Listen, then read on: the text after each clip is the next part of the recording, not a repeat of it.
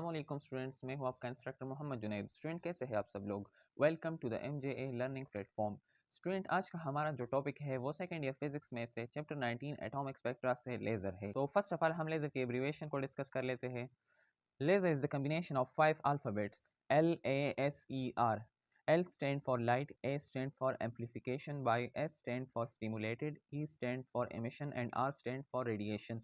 Light amplification by stimulated emission radiation. तो इसके बाद हम लेज़र का डिफिनीशन लिख लेते हैं। तो अब हम लेज़र की डिफिनीशन को एक्सप्लेन कर लेते हैं। Definition of laser: it is a device which produces light having following properties: monochromatic, unidirectional, high intense, coherent. तो लेज़र एक ऐसा डिवाइस होता है जो ऐसी लाइट प्रोड्यूस करता है जिसके फॉलोइंग प्रॉपर्टीज होते हैं। Monochromatic means single colour, monochromatic means single light. Unidirectional, it means that one direction, it have only one direction. uni means one and direction mean direction.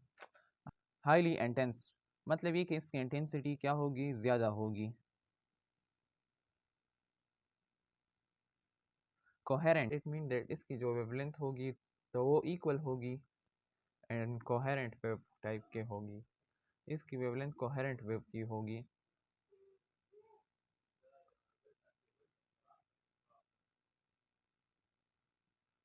तो ये था लेज़र का definition. इसके बाद हम थोड़ा सा एक्सप्लेनेशन को डिस्कस कर लेते हैं।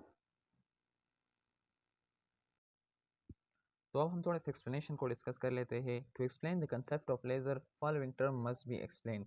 लेज़र का जो कंसेप्ट है उसको एक्सप्लेन करने के लिए हमें फर्स्ट ऑफ ऑल कुछ बेसिक टर्म्स को एक्सप्लेन करना होगा। उसमें फर्स्ट नंबर जो है वो स्पॉन्टेनियस एमिशन है।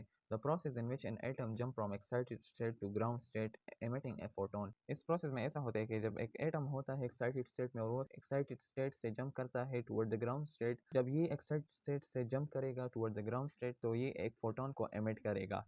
तो इस प्रोसेस को हम क्या कहते हैं, स्पॉन्टेनियस एमिशन। हम इसको इस तरह लिखते हैं एटम एटम प्लस फोटोन। ये क्या है, ये है एस एस्टेरिस्क।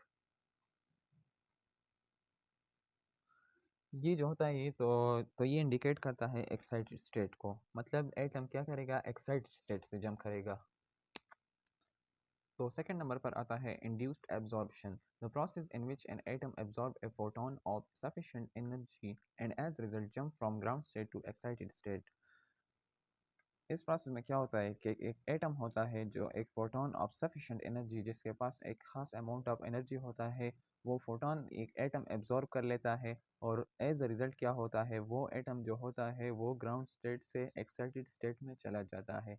तो इस प्रोसेस को हम कहते हैं इंड्यूस्ड एब्जॉर्प्शन। इसमें ऐसा होता है photon plus atom is equal to asterisk. ये क्या होता है, एस्टेरिक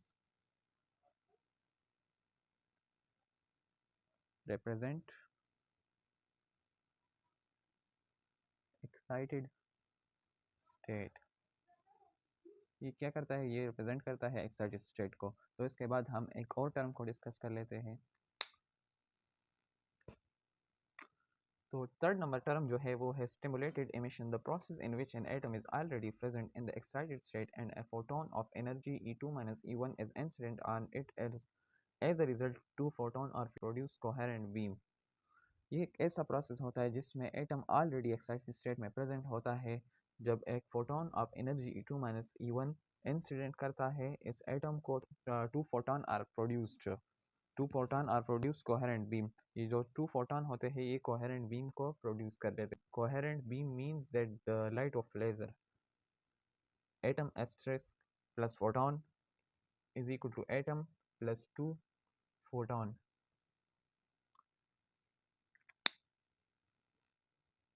तो स्टूडेंट्स आज का हमारा जो टॉपिक था वो यहाँ तक था और यहाँ पर हमारा टॉपिक एंड होता है। अगर आपके जहन में कोई क्वेश्चन हो, कोई सवाल हो तो आप मुझसे कमेंट्स में पूछ सकते हैं।